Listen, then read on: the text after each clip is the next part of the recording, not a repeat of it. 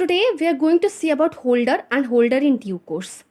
जो होल्डर है उसकी definition section 8 of negotiable instrument act के अंदर दे रखी है और वहीं पे होल्डर इन ड्यू कोर्स की जो डेफिनेशन है वो section 9 of negotiable instrument act के अंदर दे रखी है। तो अब इनका डिफरेंस क्या है, ठीक है, इन सब चीज़ों को समझने से पहले आपको जानना ये ज़रूरी होगा कि होल्डर कौन होता है, होल्डर बनते कैसे हैं, या फिर होल्डर इन ड्यू कोर्स कौन होता है, होल्डर इन ड्यू कोर्स कैसे बनते हैं। तो शुरू करते हैं होल्डर से। होल्डर जो होता है बनने के लिए 3 रिक्विजिट चाहिए होती है। पहली रिक्विजिट ये है कि जो भी पर्सन है उसके पास उस इंस्ट्रूमेंट का पोजीशन होना चाहिए। अब इंस्ट्रूमेंट मतलब क्या है, इसकी ऑलरेडी वीडियो है। इंस्ट्रूमेंट मतलब आप सोच लीजिए promissory note, bill of exchange या चेक, ठीक है। तो जब मैं इंस्ट्रूमेंट बोलूँ तो इन तीनों चीज़ों का आप दिमाग में रखना, ठीक है। तो जो होल्डर रहता है उसके पास पोजीशन रहना चाहिए इंस्ट्रूमेंट का, पहली चीज़। दूसरी चीज़, इस पोजीशन के लिए वो एंटाइटल्ड रहना चाहिए। अब इसका मतलब क्या हुआ, मान लीजिए कोई चोर है, मेरा चेक रहता है, वो उठाकर लेके चला जाता है, तो क्या वो होल्डर बन जाएगा? बिल्कुल नहीं। क्यों? क्योंकि वो एंटाइटल्ड थोड़ी है उसके पोजीशन के लिए, उसके नाम पे थोड़ी चेक है, चेक तो मेरे नाम पे है ना, तो मैं उस पोजीशन के लिए एंटाइटल्ड हूँ, ठीक है। तीसरी चीज, मनी क्लेम करने का राइट होना चाहिए, ठीक है, जिससे भी मुझे चेक मिला है मैं मनी क्लेम कर सकूं, ठीक है। अब उस इंस्ट्रूमेंट के थ्रू मतलब मैं मनी क्लेम कर सकूं, कहने का मतलब ये है। रिक्विजिट ये है कि मुझे उस इंस्ट्रूमेंट के थ्रू पैसा मिलेगा, ठीक है, मैं मनी रिसीव करने के लिए एंटाइटल्ड हूं, पेमेंट रिसीव करने के लिए एंटाइटल्ड हूं उस इंस्ट्रूमेंट के थ्रू। अब ये हो गया हमारा होल्डर। तो बस देखा जाए, अगर ब्रीफ में समराइज करें तो सिर्फ और सिर्फ 3 रिक्विजिट है। पहली, पोजीशन होना चाहिए होल्डर के पास। दूसरी चीज, पोजीशन के लिए एंटाइटल्ड होना चाहिए। तीसरी चीज, पेमेंट लेने का राइट, पेमेंट रिसीव करने का राइट। तो बस यही 3 चीजें हैं। अब आते हैं अगली स्लाइड पे। यहाँ पे देखेंगे होल्डर इन ड्यू कोर्स जो कि सेक्शन 9 में दे रखा है, इसका क्या मतलब है।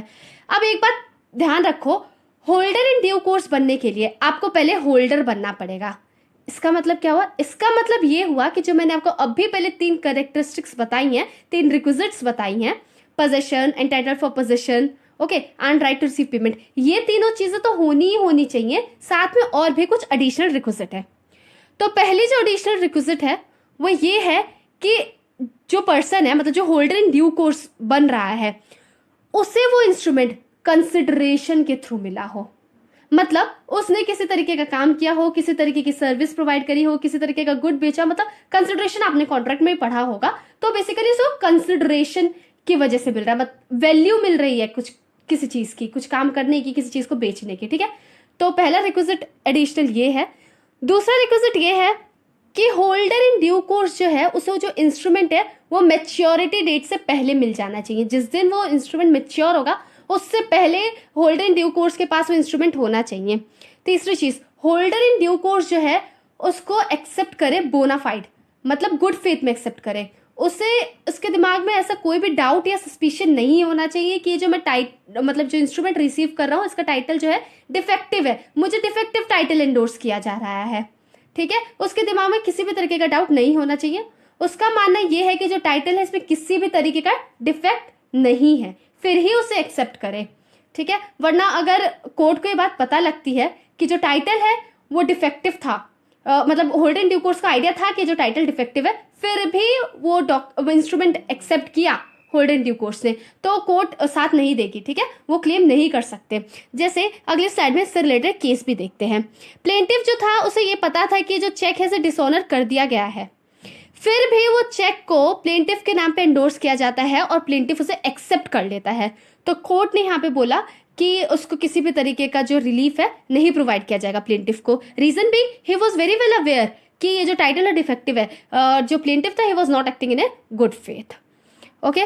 तो अब हम आते हैं अगले स्लाइड पे। यहाँ पे हम लोग देखेंगे कि हम इन्हें अब डिफ्रेंशिएट करेंगे, ठीक है, होल्डर और होल्डर इन ड्यू कोर्स के बीच। तो क्लियर हो गया है कि क्या डिफरेंस है। मैंने आपको 3 एडिशनल रिक्विजिट बताई थी जो कि होल्डर इन ड्यू कोर्स के पास है और होल्डर के पास नहीं है। ये सब जो बातें हैं ये साफ साफ सेक्शन 9 में और सेक्शन 8 में मेंशन्ड है।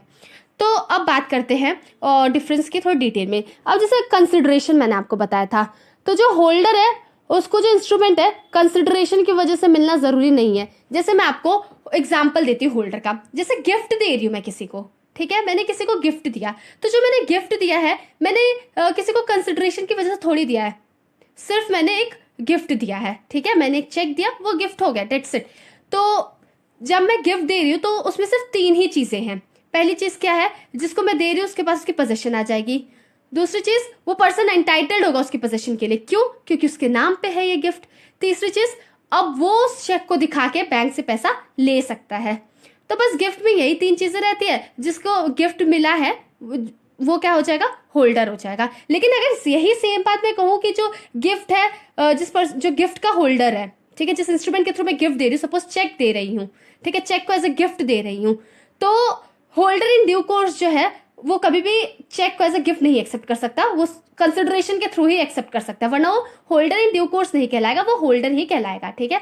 तो कहने का मतलब ये है कि होल्डर इन ड्यू कोर्स बनने के लिए आपको जो इंस्ट्रूमेंट है कंसिडरेशन के लिए मिला होना चाहिए, ठीक है। अब अगला डिफरेंस देखते हैं। जो होल्डर है वो जितनी भी पहले प्रायर पार्टीज है उन्हें सू नहीं कर सकता। अब सू करने की स्थिति तब आती है जब वो जो इंस्ट्रूमेंट है वो ऑनर नहीं हो पाता है, डिसऑनर हो जाता है। जैसे चेक है, चेक बाउंस हो गया, तो मैंने सपोज किसी को गिफ्ट दिया, वो चेक बाउंस हो गया, तो owner person can not go and file a case against me, क्योंकि चेक बाउंस, अगर आपने वीडियो देखी हो तो जो चेक बाउंस है उसकी रिक्विजिट ये है कि उस पर्सन को चेक कंसिडरेशन की वजह से मिला हो, ठीक है, तो वो केस नहीं फाइल कर सकता।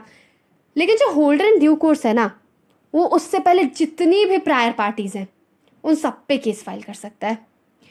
होल्डर इन ड्यू कोर्स ने एक बार इंस्ट्रूमेंट एक्सेप्ट किया गुड फेथ में, तो ऐसा मानो से गंगा नहा लियो। क्यों, क्योंकि जितनी भी मतलब डिफेक्ट होता है उस टाइटल में, सारा डिफेक्ट हट जाता है जैसे ही होल्डर इन ड्यू कोर्स के पास आता है। ऐसा मान लिया जाता है जो होल्डर इन ड्यू कोर्स से एनफोर्स कर ही सकता है, इससे फर्क नहीं पड़ता जिस पर्सन ने उसे एंडोर्स किया था उसका टाइटल जो है वो डिफेक्टिव है या नहीं है, ठीक है। बस कंडीशन ये है कि जो होल्डर इन ड्यू कोर्स है वो उसे एक्सेप्ट करे गुड फेथ में, ठीक है। होल्डर है उसमें जरूरी नहीं है कि होल्डर जो है उसने गुड फेथ में ही जो है इंस्ट्रूमेंट को एक्सेप्ट किया हो, लेकिन होल्डर इन ड्यू कोर्स में बहुत इंपॉर्टेंट एसेंशियल है, ठीक है।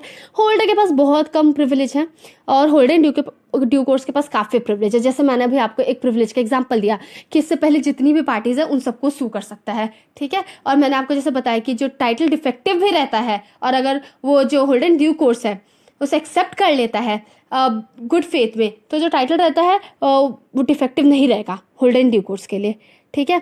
और जो होल्डर है वो इंस्ट्रूमेंट को बिफोर और आफ्टर मैच्योरिटी डेट भी एक्सेप्ट कर सकता है, लेकिन होल्डर इन ड्यू कोर्स को जो इंस्ट्रूमेंट है मैच्योरिटी से पहले मिलना चाहिए, ठीक है। सो that's it, we are done with this. If there's any doubt, do mention the comment box. I'll be there to help you. Thank you for watching the Bay of Flow.